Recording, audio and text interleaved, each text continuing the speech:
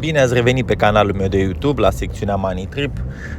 După o lungă pauză o să revin cu răspunsurile la promoția pe care Binance se pare că nu renunță să o facă. Este o promoție care se face săptămânal de ghicit cuvinte dintr-un anumit subiect. Tot ce trebuie să faceți este să ghiciți cuvântul format din 3, 4, 5 sau 6 litere. Eu o să vă dau în acest clip răspunsurile, așa că tot ce trebuie să faceți este să intrați în Binance. Dacă nu aveți cont, aveți în descriere link. Să băgați unul din cuvintele propuse de mine și la sfârșitul săptămânii o să primiți cadou, fără nicio depunere, o monedă sau un ban gratuit.